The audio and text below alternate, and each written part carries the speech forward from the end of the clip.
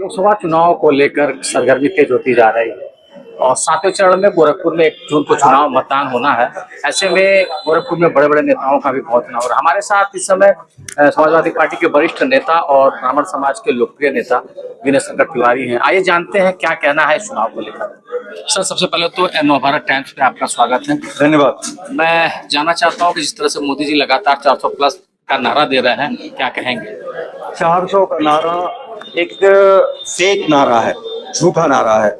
अगर 400 पार होता तो आप देखें पूरे प्रदेश में, खासकर उत्तर प्रदेश के पूर्वी हिस्सों में जनता जो उनके प्रत्याशी हैं, जो उनके सांसद हैं, उनको दौड़ाने का काम कर रही है।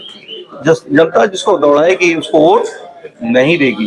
तो आज पहले ही स्पष्ट हो गया है कि जो 400 पार का नारा है वो झूठा और बकवास नारा है।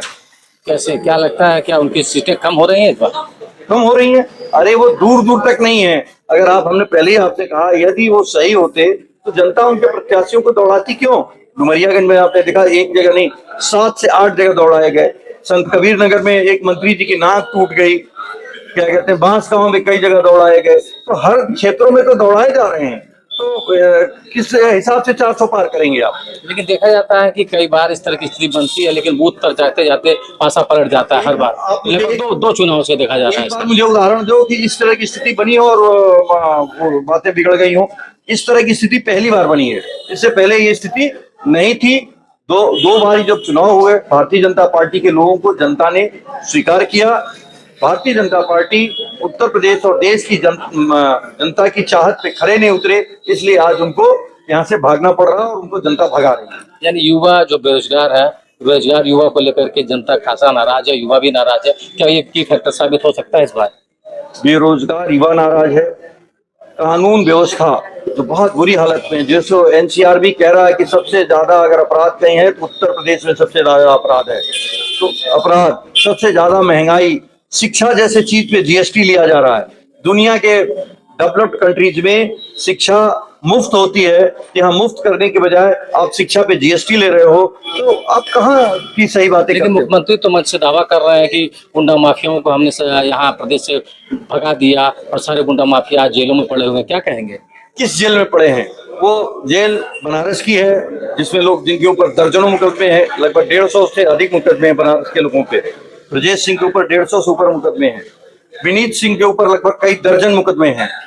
ब्रजभूषण शरण सिंह पे मुकदमे हैं, अभय सिंह पे मुकदमे हैं, सोनू मोनू सिंह पे मुकदमे हैं। तो दर्जनों तो लोग हैं, एक जात के लोग। धनंजय सिंह के ऊपर मुकदमे हैं। तो एक जात के लोगों के ऊपर जो मुकदमे हैं वो गंगा जल से धुले हैं, वॉशिंग पाउडर में धुले हैं। बाकी लोगों के लिए बात हो रही है और आज जनता इस बात को समझ रही है। अभी मंच से एक सभा में मुख्यमंत्री ने कहा कि जिस तरह से माननीय श्रीमती तिवारी जी को उन्होंने लक्ष्य साधते हुए टिप्पणी की है, क्या कहेंगे उस पर? देखिए, हम ब्राह्मण समाज से आते हैं, हमारी एक मर्यादा है और हम मर्यादा का उल्लंघन नहीं करना चाहते हैं। और जो वहां से जो आते हैं, हम उत्तराखंड से आते हैं, तो उत्तराखंड के लोगों को या उनको इस बात की तमीज नहीं है कि बात कैसे की जाती है। वक्त आने पे हम उन्हें इस बात का जवाब देंगे। एक शब्द में क्या स्थिति होने वाली है इस बार 2024 चुनाव में? परिवर्तन की आंधी चल रही है, परिवर्तन असंभवी है। परिवर्तन परिवर्तन परिवर्तन होने जा रहा।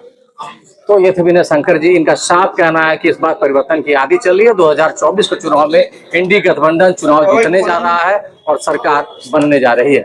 एनपीटी ऑनलाइन के लिए गोरखपुर से प्रमोद पाल की रिपोर्ट।